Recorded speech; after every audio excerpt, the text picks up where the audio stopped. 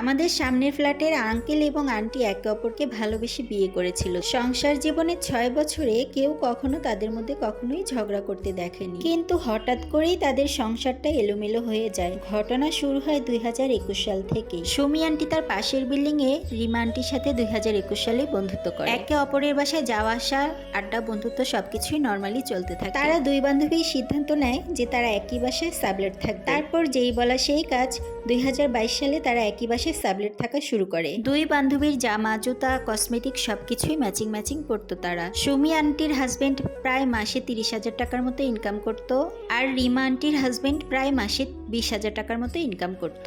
সুমি আন্টির ছিল love marriage আর রিমা আন্টির ছিল অ্যারেঞ্জ ম্যারেজ। তারা দুইজনই প্রায় একসাথে ১.৫ বছর সাবলেট থাকে। সুমি আন্টির জীবনে সবচেয়ে বড় ভুল ছিল একসাথে সাবলেট থাকা। ২০২৩ সালে হঠাৎ করেই সুমি আন্টি অসুস্থ হয়ে যায়, আর অসুস্থতার কারণে বাপের বাড়ি গিয়ে কিছুদিন থাকে। আর ওই সময় রিমা আন্টির হাজবেন্ড কিছু দরকারি কাজের জন্য চলে যায় গ্রামে। আর এই কয়দিনের ভিতরেই রিমা আন্টির সাথে সুমি আন্টির হাজবেন্ডের সম্পর্কটা অনেক গভীর। সুমি আন্টি যখন গ্রাম থেকে বাসায় আসে, এসে দেখে তার হাজবেন্ডের আচার আচরণের ভিতরে অনেক পরিবর্তন এসেছে। তিনি সুমি আন্টির সাথে অনেক মিসবিহেভ করতো, পাশাপাশি তার সাথে ঘুমাতেও চাইতো না, একসাথে খেতেও বসতো না, আন্টিকে সবসময় ইগনোর করতো। তখন সুমি আন্টি এই ব্যাপারগুলো রিমা আন্টির সাথে শেয়ার করে। তখন কে জানতো এই রিমাই তার সংসার জীবনে কাল হয়ে দাঁড়াবে। এইভাবে ২ মাস অতিক্রম হওয়ার পর সুমি আন্টি রিমা আন্টিকে বলে, আজ আমি একটু ডাক্তারের কাছে যাচ্ছি, তোমার ভাই আজ আমার সাথে যেতে পারবে না, তুমি চলো একটু আমার সাথে। কিন্তু রিমা আন্টি তখন নানা অজুহাত দেখাতে থাকে। এটা বলে রাখা ভালো, রিমা আন্টির হাজবেন্ড কিন্তু গার্মেন্টসে জব করে। সে তখন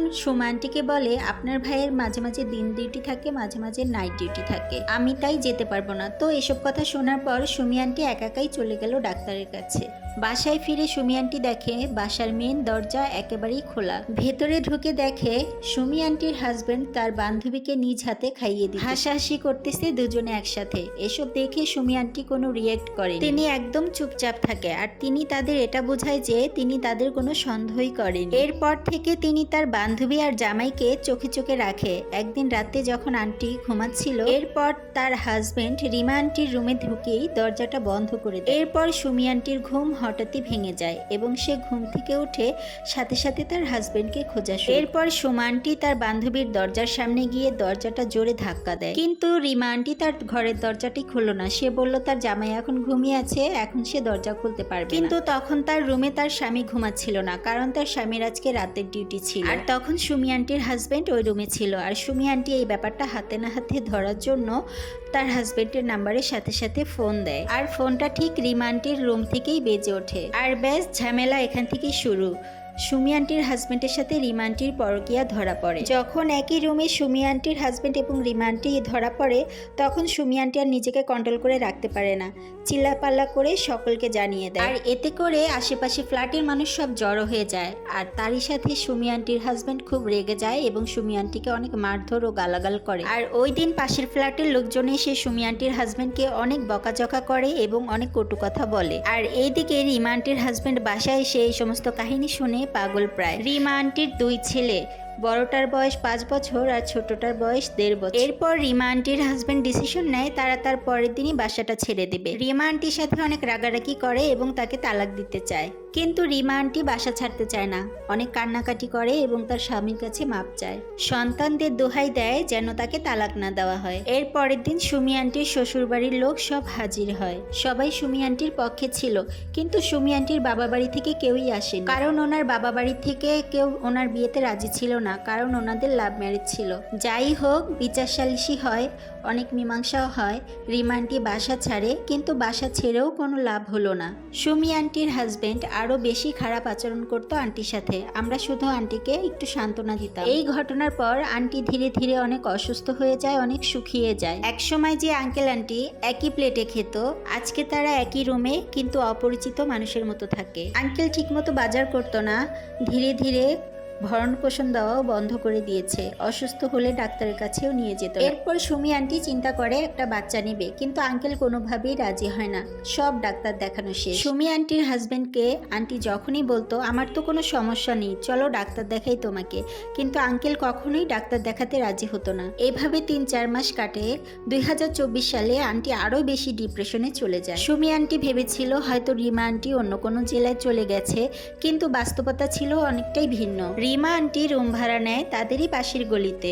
সবাই ভেবেছিল হয়তোবা তারা তাদের নিজের ভুলটা বুঝতে পেরেছে, এখন হয়তোবা শুধরে যাবে, কিন্তু না, তারা কেউই তাদের ভুলটা বুঝতে পারেনি। রিমা আন্টিকে নিয়ে ঘুরতে যাওয়া, শপিং করা, একসাথে থাকা সবই চলে তাদের মধ্যে।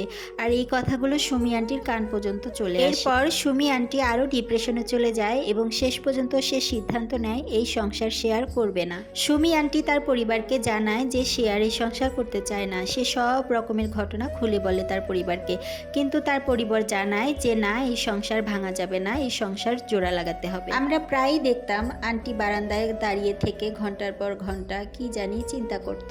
আন্টি আস্তে আস্তে সবার সাথে কথা বলা বন্ধ করে দিল, সবার সাথে মিলামিশাটাও বন্ধ করে দিল। সে তার হাজবেন্ডকে বলতো যে আমাকে ডিভোর্স দিয়ে দাও। ডিভোর্সের কথা বললেই তার হাজবেন্ড রাগ করত। সুমি আন্টি বারবার তার হাজবেন্ডকে ডিভোর্স দেওয়ার কথা বললে তার হাজবেন্ড রেগে যেত। আন্টি তখনই সন্দেহ জাগে যে এত কিছু হওয়ার পরও কেন সে আমাকে ডিভোর্স দিচ্ছে না। অনেক বুঝিয়ে শুনিয়ে তার হাজবেন্ডকে নিয়ে সে ডাক্তারের কাছে যায়, আর ডাক্তার তখন তাকে বলে যে তার হাজবেন্ড কোনোদিনও বাবা হতে পারবে না। তারপর সুমি আন্টি অনেক ভেঙে পড়ে, অনেক কান্নাকাটি করে। আমরা সবাই সুমি আন্টিকে অনেক বোঝাতাম। এরপর হঠাৎই দেখলাম আঙ্কেল অনেক পরিবর্তন হয়ে গেছে। সে এখন 5 ওয়াক্ত নামাজ কালাম পড়ে, দাড়ি রেখেছে। সে আন্টিকে ওয়াদা করেছে সে আর কখনোই পরকীয়ায় লিপ্ত হবে না। আর এই কথাগুলো আমরা জানতাম কারণ আন্টি আমাদের সাথে সবসময় শেয়ার করতো। আমরা আন্টির সামনের ফ্ল্যাটেই ভাড়া থাকতাম। এখন আঙ্কেল আন্টিকে অনেক ভালোবাসে, অনেক টেক কেয়ার করে। এখন তারা অনেক হাসি খুশি থাকে। আঙ্কেল আন্টিকে অনেক টেক কেয়ার করে, অসুস্থ হলে চিকিৎসা করায়। এক কথায় আল্লাহ তাআলা আঙ্কেলকে হেদায়েত দিয়েছে। কিন্তু সব কিছু ঠিক হলেও ওই যে রিমা নামের মেয়েটা, সে আঙ্কেলকে রাত বিরাতে কল দিত, মেসেজ দিত, নানা রকম ব্ল্যাকমেলিং করত। রিমা মেয়েটা ছিল অত্যন্ত লোভী। রাত বেরাতে আঙ্কেলকে কল দিয়ে ইমোশনাল ভাবে আঙ্কেলের কাছে টাকা চাইত। রিমা মেয়েটা ছিল অত্যন্ত চালাক আর লোভী। তার যে 2টা বাচ্চা আছে তাকে দেখলে বোঝাই যায় না। ছোট ছোট ড্রেস পরতো, গায়ে ওড়না রাখতো না। তাকে দেখে কেউ বলবেই না তার যে বিয়ে হয়েছে, তার 2টা বাচ্চা আছে। এসবের পরে শেষমেশ 2024 সালে রিমা মেয়েটাকে নিয়ে তার হাজবেন্ড গ্রামে চলে যায়। আর এখানে আঙ্কেল আন্টিও অনেক সুন্দর মতো সংসার করতে থাকে। কিন্তু আমরা যারা আঙ্কেলকে জানি, আমরা বলতে পারি যে আঙ্কেলের এই ভালো মানসিকতা বা ভালো মুখোশ ধরার একটাই কারণ, সে যে কখনো বাবা হতে পারবে না, সন্তান জন্ম দিতে পারবে না, সেই জন্যই সে তার বউকে এখন ভালোবাসে আর প্রাধান্য দেয়। তো যাই হোক, আমাদের ধারণা ভুলও হতে পারে। আর আজকের এই গল্পটা কোনো গল্প কাহিনী না, এটা হচ্ছে একদম বাস্তব জীবন থেকে নেওয়া একটি অংশ। আর যারা এই পরকীয়া ও জেনা নামের বিষটি পান করে থাকেন জেনে শুনে, আপনাদের মতো না হতভাগা এই দুনিয়াতেও নেই, আখিরাতেও হবে না।